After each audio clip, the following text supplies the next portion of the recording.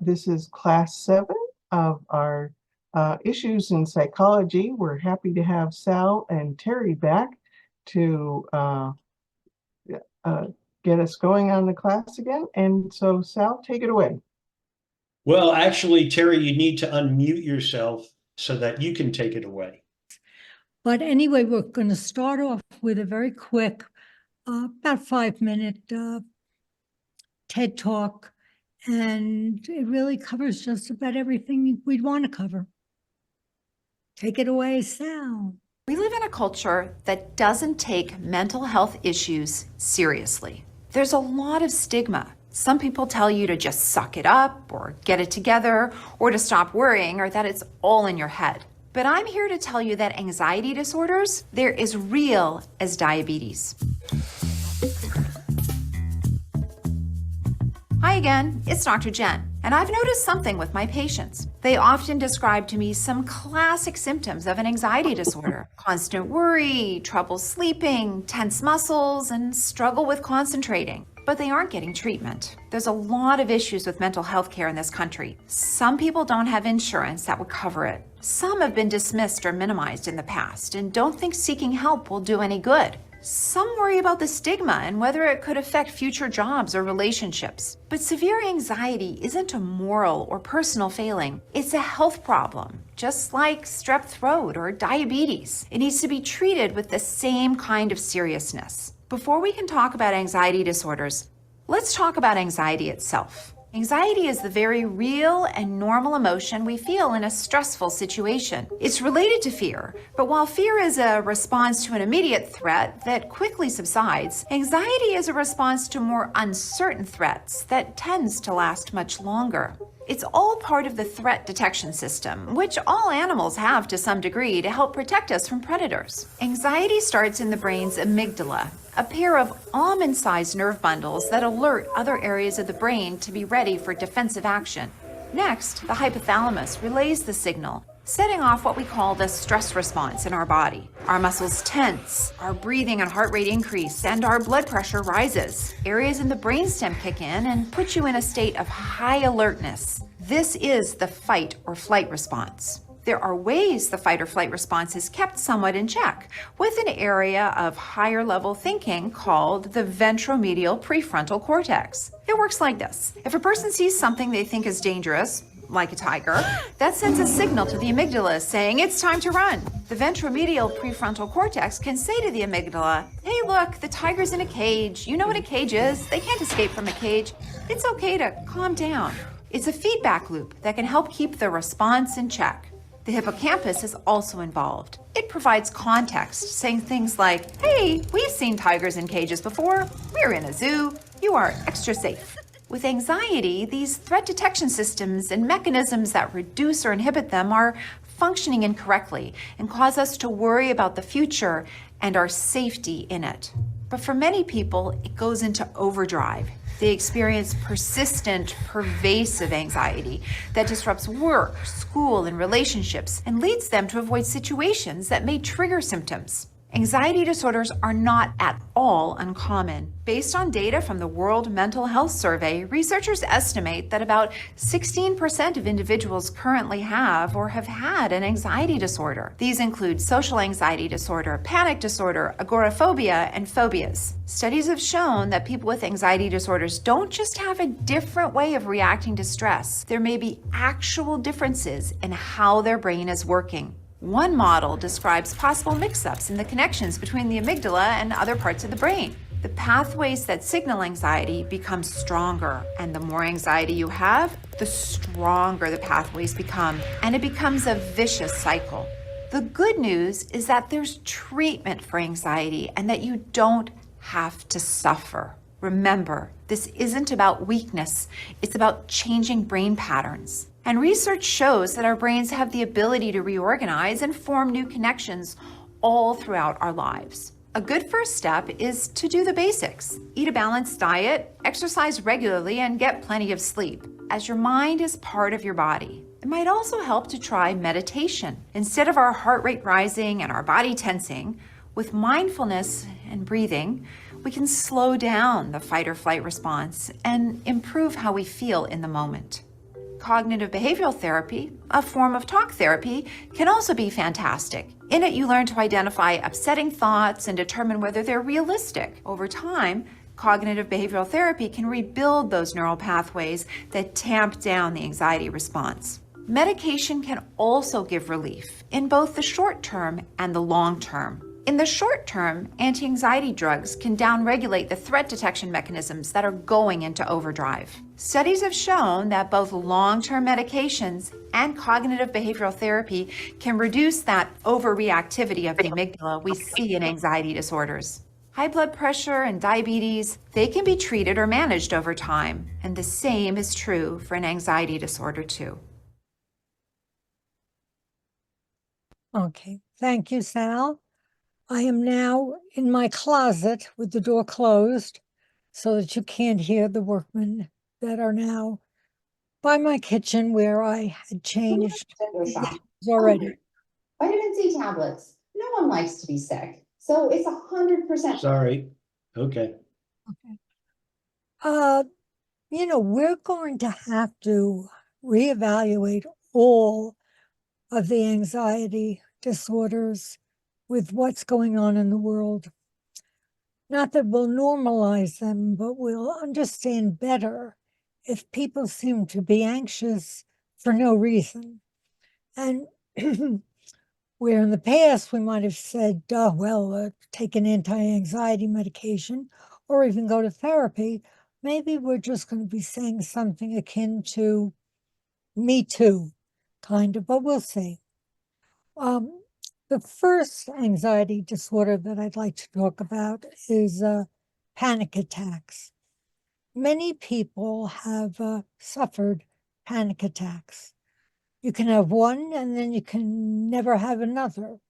It can be repeated. It can be an expected panic attack where you know what the triggers are and the trigger was there and you panicked. Or unexpected, you're just doing fine.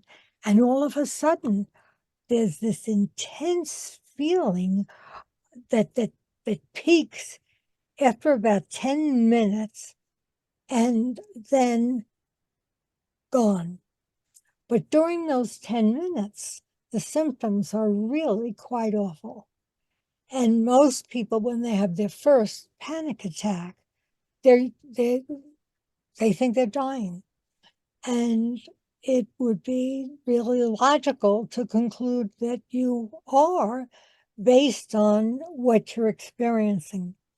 But I couldn't help but see when we watched this 3-minute little episode that starting as Sal did with the brain, you can see that sometime in the future, everything is going to be solved with the brain.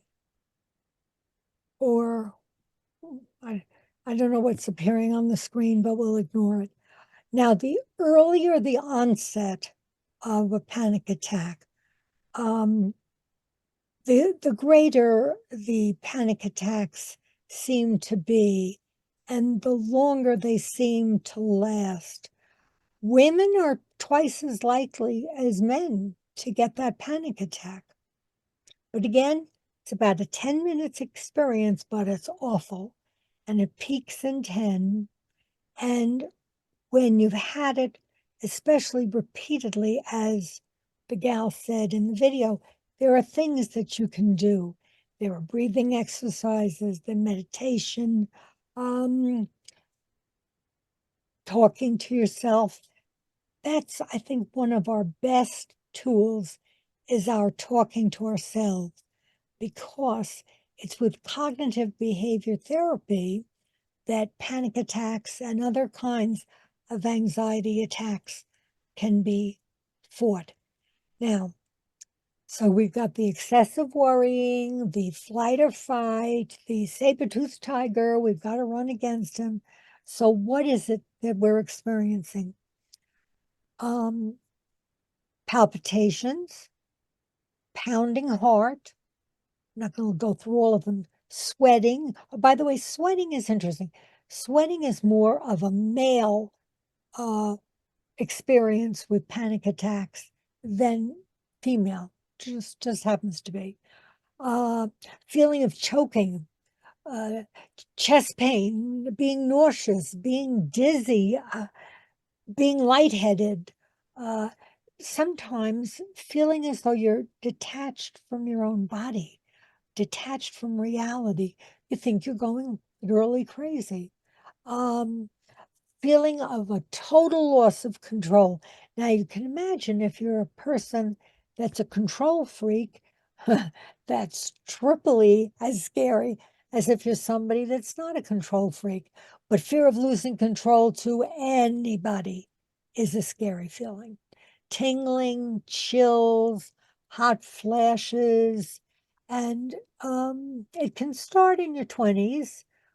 I think another important thing to talk about is some people have nocturnal panic attacks. They awake and they're oh my God, they can't center themselves.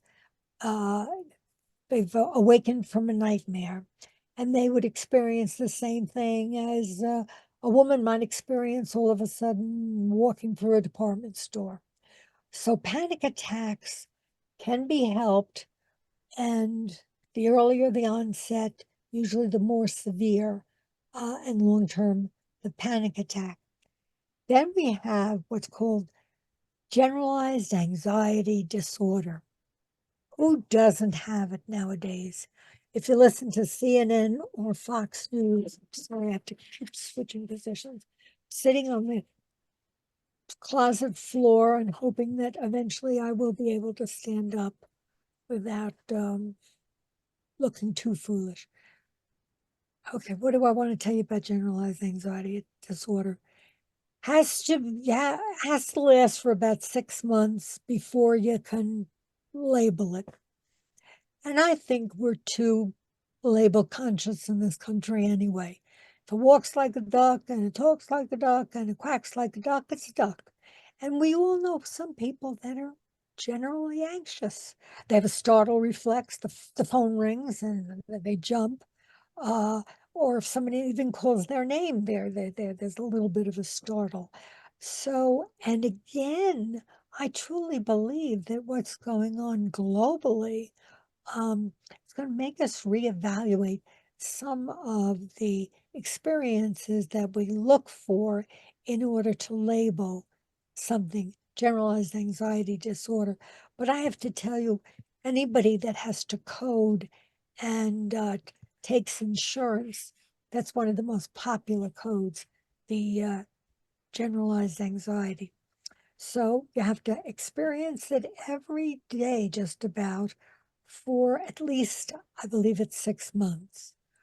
But people, by the time they realize they're anxious and they may need assistance, they've suffered through it for far longer than 6 months. It's the rare patient who will come to you and will say, I've just become a nervous wreck. I worry about absolutely everything. When did it start? 2 weeks ago. Doesn't happen. It started a long time ago, and now they realize that they can hopefully help themselves. And again, they can with a combination drug and talk therapy. And when I finish talking a little bit about these anxieties, I will go into cognitive brief therapy, because that really is the therapy of choice of so many people combating this. So what might you experience with generalized anxiety disorder? Well, there are people that worry every day. They worry about their responsibilities, whether it's work responsibilities, family responsibilities, financial problems, what's going on in the world, actually. And it's every day. It's an anxiety. Like, have you ever experienced an anxiety and it comes from the blue, and all of a sudden you kind of feel nervous and anxious? In New York State, and Tom, you'll remember this from the Bronx, and I'm from Queens, New York State had regions. So not only as a kid did you have to worry about, getting a decent final grade on some test that a sadistic teacher might offer as the final exam, but you had to worry about the state regents exams. And they weren't that easy. Some were easier than others. And I've had a lot of patients in the past when I was in New York say to me, it's like I'm walking in to take a Regents, because I don't care how brilliant you are, when you're walking in to take a Regents, you're anxious. Maybe you're anxious because your doorbell just rang and you're going out on a blind date. That's anxiety. So you can be anxious for good things too. You can be anxious about, I'm going on a cruise. What about the norovirus? What if I have COVID and I'm not able to go on the cruise? I think I should have taken insurance. I didn't take the insurance out, et cetera, et cetera, et cetera. It's a everyday worry that is excessive and interferes with your functioning. So that's the key difference between that and the worry warts. I had a song that I wanted to sing at this time, but I didn't realize that when you put up the song, I was going to put it up like this, you would see it backwards. But I found out that you could see it backwards. I'm a quick study. Aren't I, Sal? It took me, what, 5 minutes to realize that the words were reversed? Didn't I do it in under 5 minutes, Sal? All right. Close. Yeah. Okay, we ready? Oh, wait. Yes, I am. Now, so what do you experience with generalized anxiety? A restlessness, feeling keyed up, easily fatigued. Now, isn't that interesting? That fatigue may be an indication of anxiety.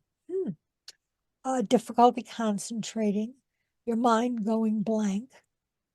Hey, I always said I don't have senior moments. My life is a senior moment, interrupted periodically by junior moments, but basically a senior moment.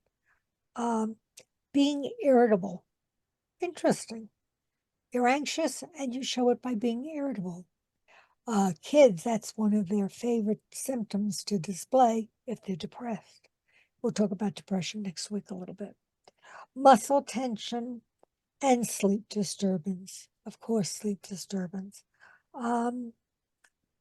Basically, again, the difference being that it is excessive, it's every day, and it affects your daily functioning. Hypochondriasis is also an anxiety disorder. People who think they're dying all the time.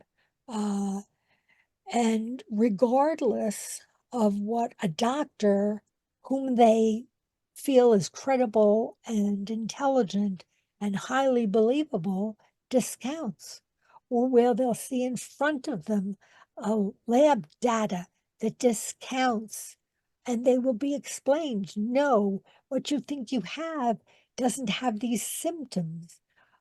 Regardless of that, they still believe they are terribly ill and that they're going to die. Being hypochondriacal, I think we're all a little bit hypochondriacal. We're all a little bit anxious. We're all a little bit OCD. And depending upon our life path, we're a little PTSD as well. But this is when it's the real McCoy, when it lasts, when it interferes with your life. So here's somebody who's a hypochondriac and can't go about daily functioning because he or she has in the back of her head that she's going to die. Awful feeling. And as, what's his name, Woody Allen Okay, said, we may What- need to go into the video of the environmental influences. well, we're only going to do about 5 minutes of that, though. What do you think? All right, let me just finish real fast. As a professor, you're so used to being behind a podium and you can go on for 3 hours. But let me just, I'll quickly do OCD, because that is very popular and people want to know more about it. Obsessive compulsive personality disorder. It may merge at the age of 15 or 19. That's kind of young. And it kind of shows itself for good in the 30s. And unfortunately, it becomes more and more severe with age. people who are preoccupied with details, lists, rules, perfectionism, has to be perfect, have to complete this task and it must be perfect, excessively devoted to their work or productivity to the exclusion of any kind of leisure time, thrills, or activity. Also, they now have separated a hoarding disorder from OCD, but it was always categorized in the OCD. And we all have seen those shows on people that just can't discard anything. Their house is filled with clutter, it's unhealthy, and they know it and they can't live without it. It's a person that never delegates, because how can you delegate? They're not going to do it perfectly. And then there are people that show a rigidity or stubbornness, or somebody that wants to play a video right now. Take it away, Sal. What has ultimately always stood behind our conviction that the world is a knowable and therefore controllable place is that the mathematics which governs the world said so.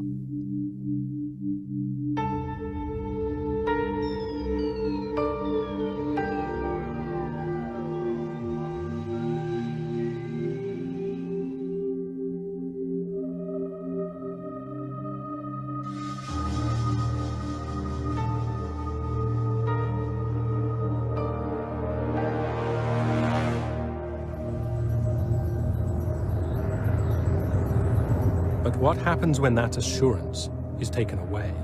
When the mathematics begins to tell us that perhaps the world isn't as predictable and controllable as we once thought, that our old assurances might be wrong. Financial markets across the globe are in turmoil this afternoon as another big bank collapses. And when the disasters of today begin to fuel fears for tomorrow. There is a growing awareness of the fact that the world in which we live is unpredictable, chaotic.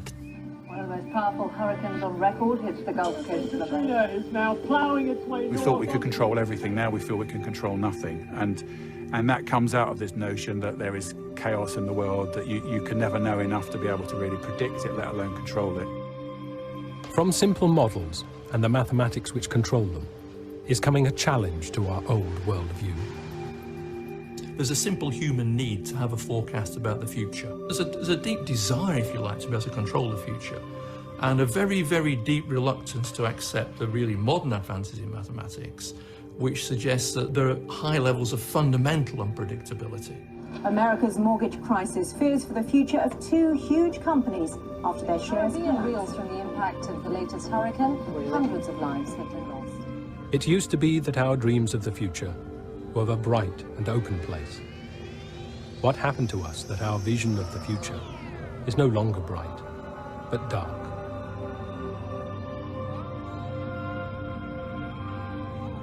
People are really, really hit and they're really depressed and there's nowhere to turn. Where did it all begin? You know, what's the answer? It's like it was a big design, it's a global type of effect. Well, you have anxiety attacks, you have nightmares. Who can we blame this on? Anybody? Can anybody tell me?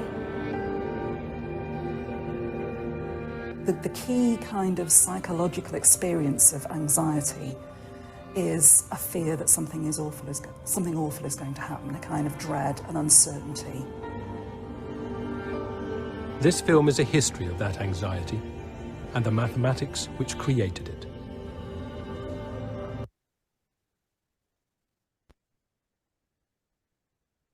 Okay, thank you, Uncle Sal. Can I talk a little bit about cognitive brief therapy, and then we'll show the other,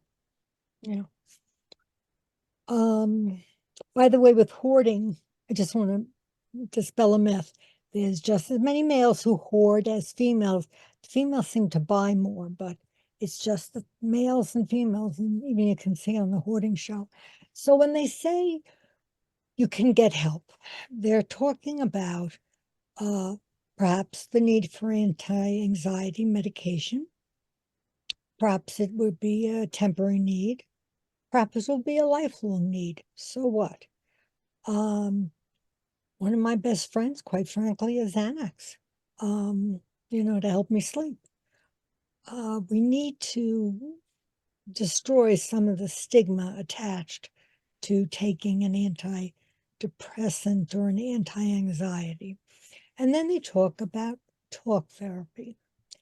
And I'll give you like a 5-minute discussion on something that really could be a whole class. I see the connection between cognitive brief therapy and the Balkans, even though he doesn't think it. What's that all about? Well, it's about that we basically think, feel, and behave all at the same time. So let's say you are a senior in high school and you just flunked the math exam. And you are feeling excessively, extraordinarily, not pathologically, but it's really bad. You're depressed, you're anxious. So why are you depressed and anxious? Just about everybody would say, that's a dumb question. He's depressed and anxious because he failed the math exam. And the therapist will say, no, that's not it. And then they make a couple of other guesses, because we all tend to believe that the way we feel has to do with an event. And the reality is it has nothing to do with the event. There's something that comes in the middle of the event and the emotional consequence, and that's your belief system. So if you have a belief system, flunked a math test, and you want to go to Brown, you want to go to Harvard, and you say to yourself, that's it? Oh God, I'm never going to get into an Ivy. I don't even know if I'd get into what I used to consider safe schools. I am a loser. I'm an idiot. I can't believe I flunked that math test. What a dummy. Oh God, I remember when my dad told me 12 years ago that I had no math sense. I guess he was right. Well, that's going to make you feel excessively depressed or anxious. You've got to challenge that belief system. Turn that unreasonable. I don't like to use the word irrational because people think you're saying that they're crazy. No, unreasonable or irrational thoughts are causing you to behave in such a manner. Change the belief, you change the emotional consequence. Now, we're not out to make people delusional, and we're not out to change the guy's belief to, I'm happy as I can possibly be. Yippee, I flunked the math test. That's crazy. That's delusional. That's nuts. No, we speak the truth in terms of our having an unreasonable belief system leading to our emotions being troublesome. So that's what they say when they talk about combining talk therapy and drug therapy. And if we have any extra time, I'll tell you about some of the thoughts that are so common to all of us that get us into a lot of trouble. Would you like to play the next? Thank you, sir. I'm sure you've noticed a difference between posed photographs and pictures taken of people who are unaware of the camera. The pictures where people are unaware, they often look like this. This picture was taken in central London, people in the prime of life, and yet everyone there looks haggard, depressed, anxious. Some of them look quite angry, not a smile to be seen. And yet if you look at pictures of people posed, they put their arms around each other, as in this picture. They smile. That's, I think, how we'd like to be seen, how we think we should be together. Unfortunately, the data tells a different story. In the UK, surveys have shown that 74% of adults have felt so stressed they're overwhelmed and unable to cope. 32% have had suicidal thoughts. 16% have actually self-harmed. In the USA, pictures very similar. 79% felt stressed every day, and almost 60% have felt paralyzed by stress. When there are new figures that come out in the media showing levels of stress, depression, self-harm, drug abuse, eating disorders, what's the response? It's simply to demand more services, more psychotherapists, more psychologists, more psychiatrists. It's as if a large majority of the population were being seriously injured, and instead of finding out what's going wrong, we simply want more surgeons to stitch them up. The crucial question we must ask is, why is this happening? Why even in rich countries? I'm an epidemiologist, which means I spent my career doing research on the causes of health and illness in populations. And I want to show you that inequality is a really powerful cause of higher levels of anxiety, mental distress, unhappiness, depression. I'd like you to cast your minds back to when you felt anxious, embarrassed, nervous in front of other people, the social exposure.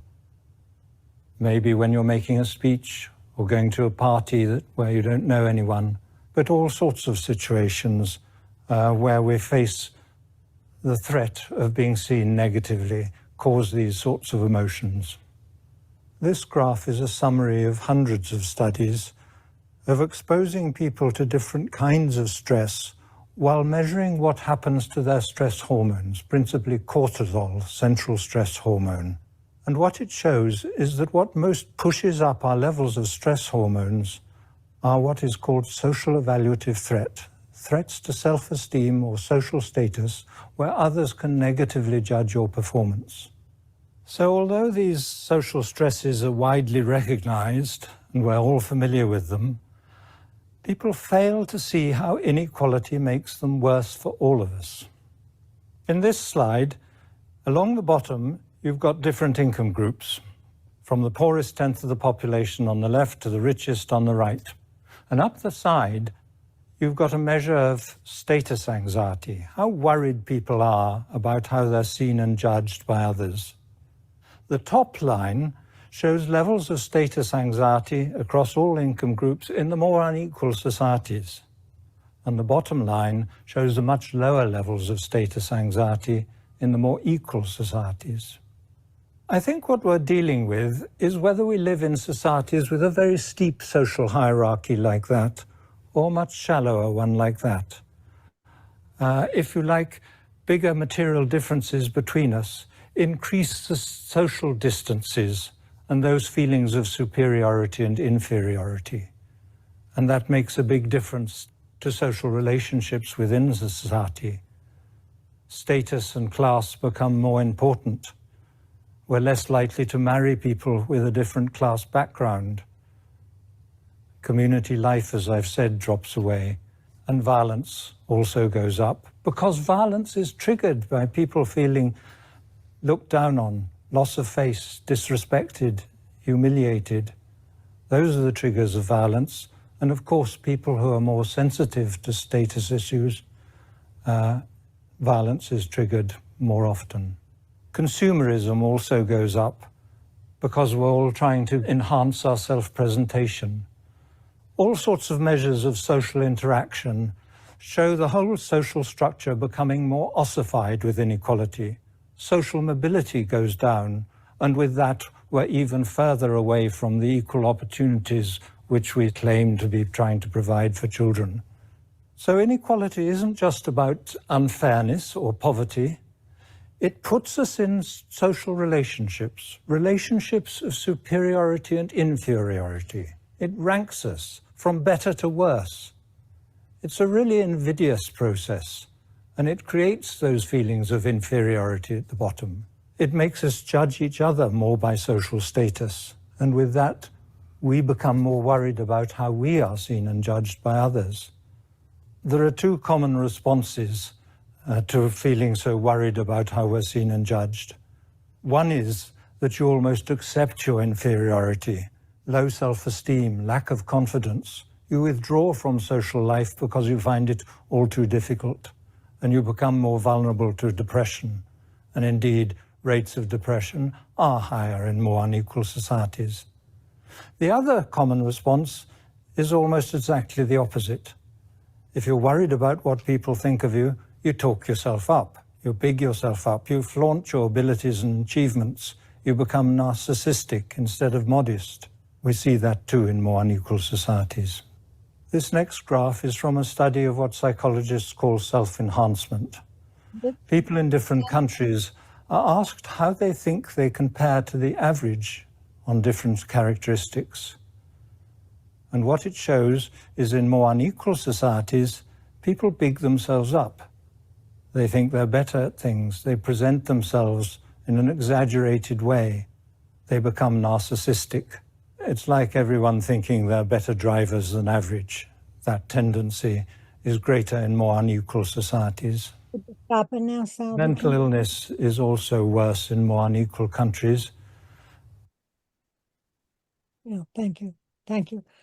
Yes, that's why, you hear people, this is a whole other course, but that's why you hear people attributing violence and the lack of intelligence and everything else to certain subcultures. No, what you are looking at is the culture of poverty.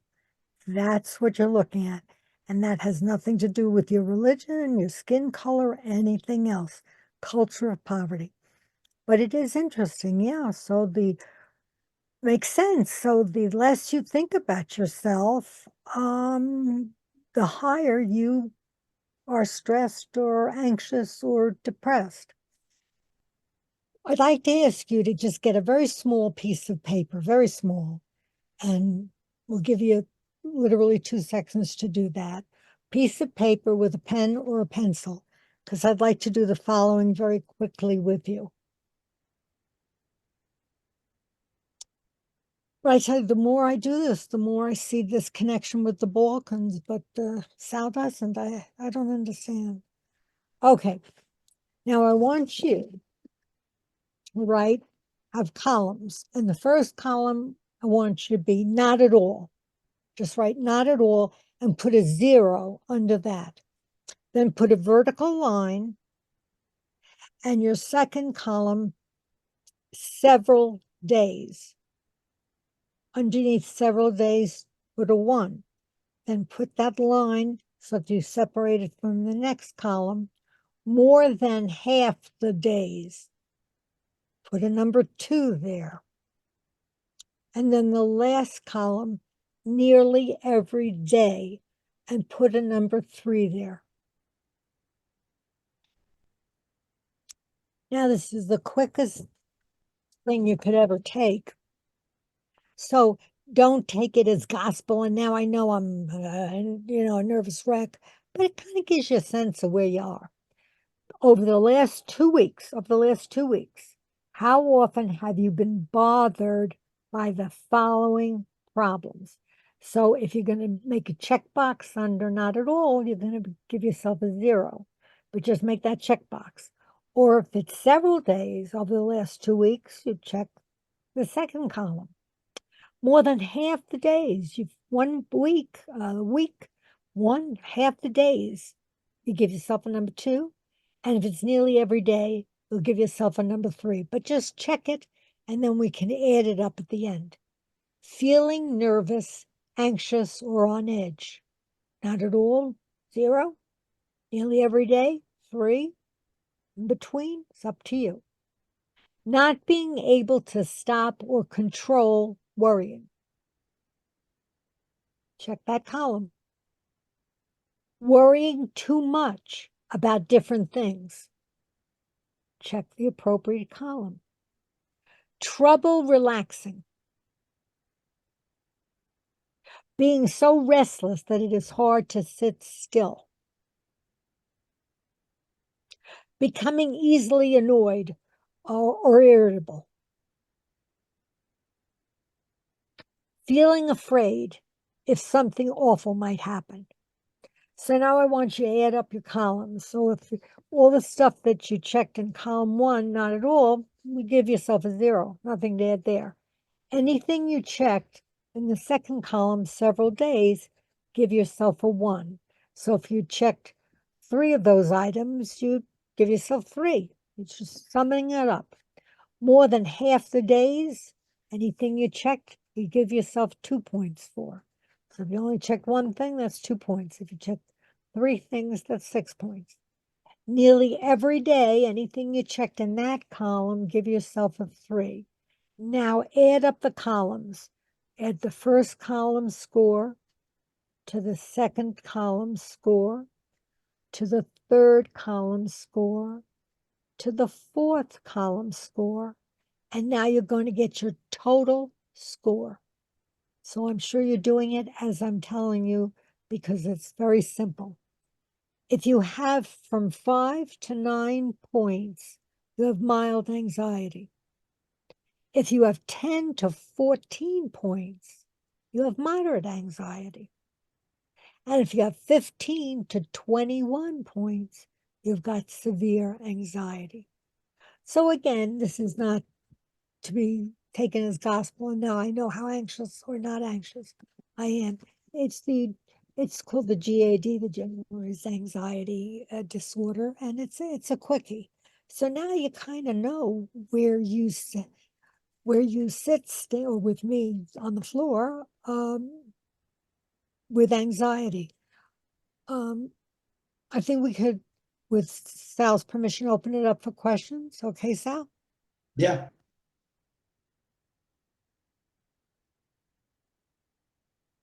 So if anyone has any questions, you can use the raise the hand or put them in chat. And we have Dave has a question. I got a 5, but the only reason I got a 5 was you had a question about sitting still and doing nothing, and I never do that. So I gave myself a 3 on that. Otherwise, I was a couple 1s. Yeah. I mean, you can be a little ADD, can be a little ADHD, and that can affect the numbers. So again, you just don't want to, and you've got insight. You know why you have the number 5 because of that. So you're not really a very anxious person. Or Well, I don't perceive myself as being a very anxious person. You appear by this brief Yeah. test of nothingness not to be. Here we go. Go ahead. Gisela? If you self-scored less than 5, does that mean you're catatonic?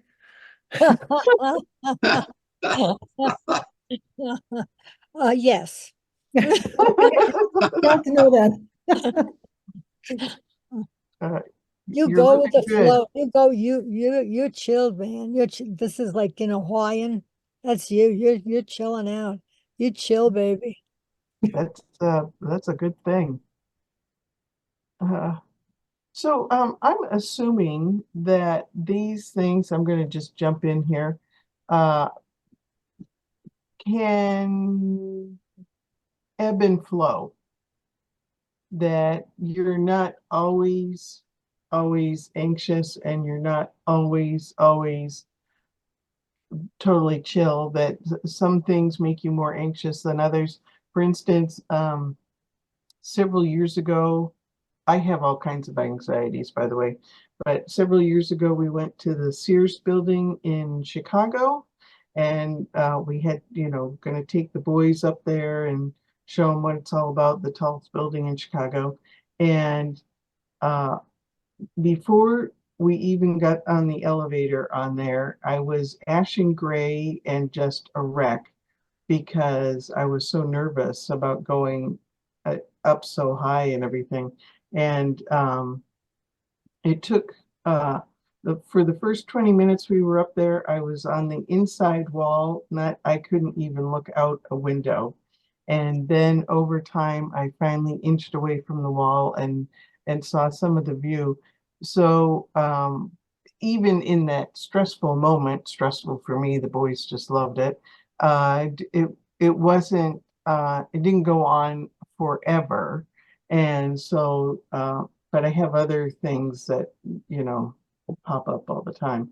So I'm kind of thinking that, so when does somebody know that they need treatment? If this is not an ebb and flow thing, but more of a prolonged anxiety type of thing, is that what you guys are looking for? What you described to me is not anxiety. You described a fear, almost like a phobia. I have, okay, so I have Heights phobias. and elevators, and that is not anxiety. That is to a specified object, and you fear it. And many people fear heights. Many people fear elevators. It gets to be a problem if you work on the 54th floor in New York City and you fear elevators, then you're going to want to get some help in what is called desensitization skills or therapies that will help you not to feel fearful. So what you're saying is phobias and anxiety are not the same thing exactly. Fear, no, that's right. It's a phobia is a fear to a specified thing, and anxiety is, More generalized. yes. Ah, And okay. that it happens more days than not, and that it affects your social, work, personal, you name it, functioning. And the best criterion to determine whether or not you need help is if you think you do. Oh, okay. Huh, that's interesting. Eileen, what do you have? Well, I just going to ask Terry. I think from my taking that test, I would say this has changed over time. As I get much older, over 90, I have more fears than I did say at 50. I think I had more control.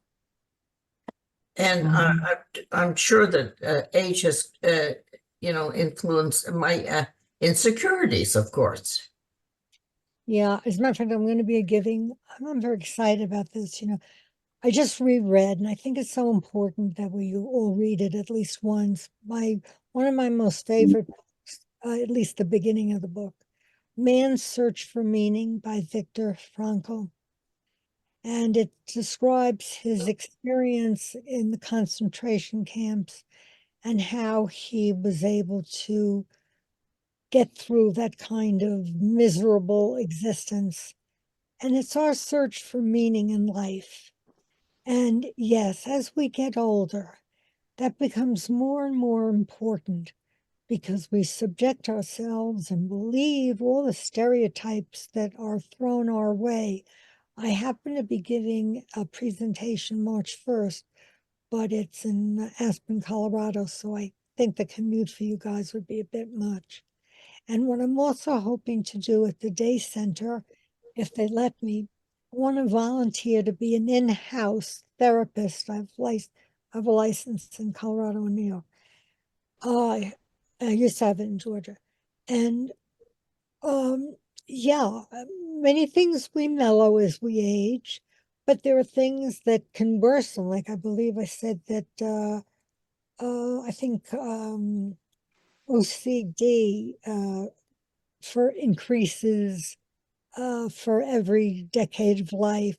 It's that's weird stuff, but yes, and I think that's why cognitive behavior therapy can work out so well, because I'd love to talk to you for a longer amount of time to find out what you believe about certain things, what you tell yourself certain things mean, what stereotypes have, you believed and that are restricting your experiencing life.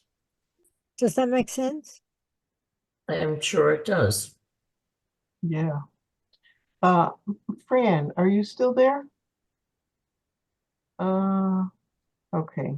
Who, Joy, we're going to get, can you start your video and unmute? Okay. There you go. I was in a profession where everything I did, there was somebody on the other side saying, no, you're wrong. And at times I know I'd walk into something thinking, oh God, I'm so stupid. The other side has to know more than I do.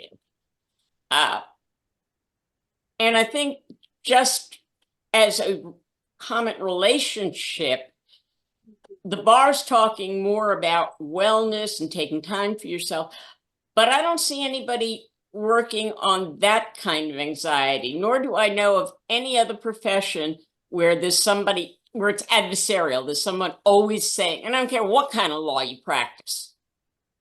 Does that account for the high rate of suicide among lawyers?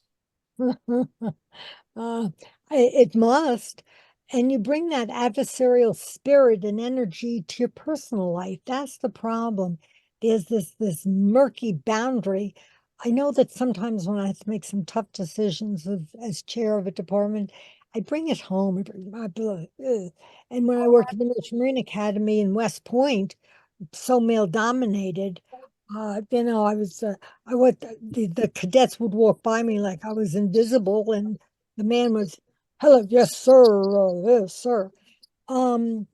You're also describing something that exists across the board for females more than males, and that's called the imposter syndrome. You do not recognize your worth as your worth. There's a part of you, and I don't mean you specifically, I'm generalizing now. There's a part of you that thinks you got there by luck. You got lucky. I got this job. Oh, gee, I got away with that. And they thought something different from me. That was a lucky break, as opposed to, yes, that's me. I was right. And I could prove my case. The males can have imposter syndrome too, but not as much as the females. And now we're talking about culture and our culture. What we're trying to do now with girls, with self-esteem in girls, and that's a whole other, one of these days, Sal and I will put together that kind of course where it'll combine sociological stuff and cognitive therapy stuff and whatever. But now he's got his sights set on the Balkans, which I think we could talk about female self-esteem with the Balkans, but he doesn't think it. Okay. Dave, what do you have? Is there any correlation between watching cable news and anxiety?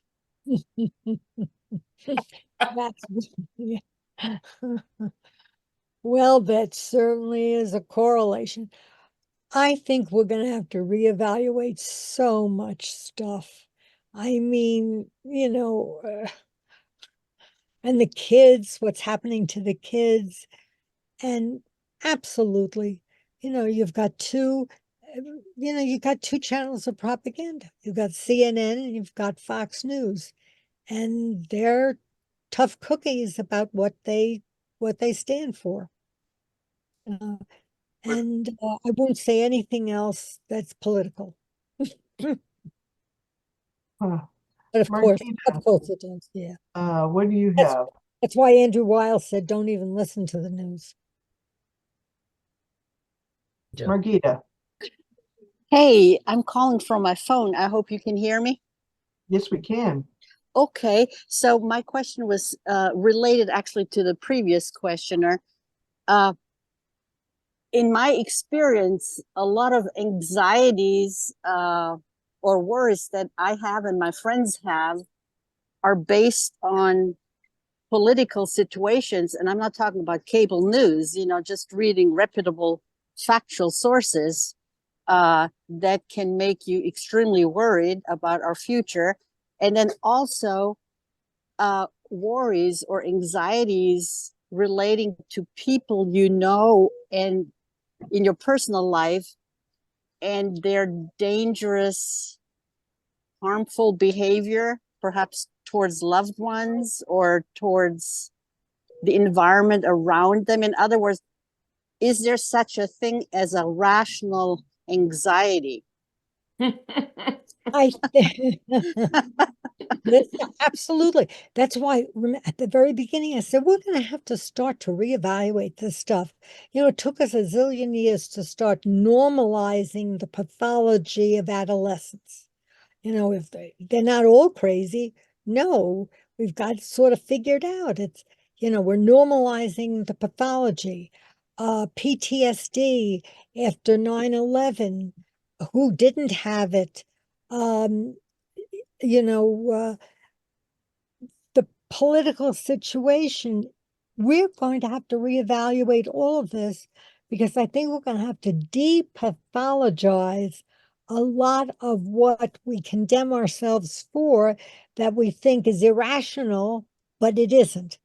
It's pretty rational. But we always have a gap between what's going on in the world and the manual, the diagnostic and statistical manual keeping up with what is.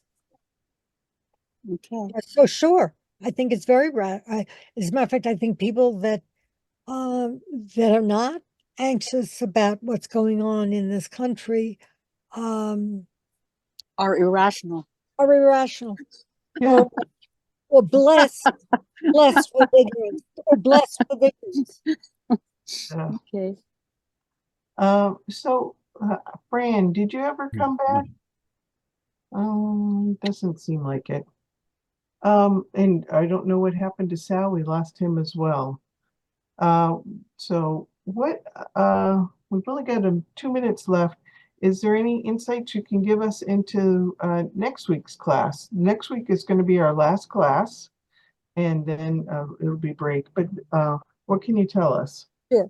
It's going to be on depression, and we're going to try to make it as fast as possible. We'll have some of those great videos that Sal's always able to find magically, and we'll talk a little bit about the various types of depression and when you want to seek help and when it's the difference between being depressed and just being kind of blue. And again, we're going to have to depathologize a lot of stuff because not only has what's going on in this country made people anxious, but it's made people depressed. But we're hoping to do that as quickly as possible because it's the last class and we want to open it to questions about any of the classes that have preceded it. Whoa. Oh, good. That's great. Well, if everyone would like to unmute and thank Terry and Sal. Sal's back. Yay. Now they want personality disorders in the book and I myself resisted. I said, I don't see the connection, but they want it. Are you anxious because you've been balkanized in the Balkans? We're hearing some extra. By the way, I tend to be an anxious person. I do. Any concluding thoughts, Sal, before we close out here? No, I just, wanted to kind of stay out of the way, let Terry run with her thing. I think it is, but one thing I would add is that for most personality disorders and also mental illnesses, is that there is frequently comorbidity with anxiety. So this is really a huge mental health issue, and unfortunately, it has implications for the political landscape. We can't avoid that. Okay. Well, everybody give them a round of applause and say thank you. Very helpful. Loved it. Thank you. Yeah. Thank you. We'll Thank see you guys next week for our last class. Okay. Thank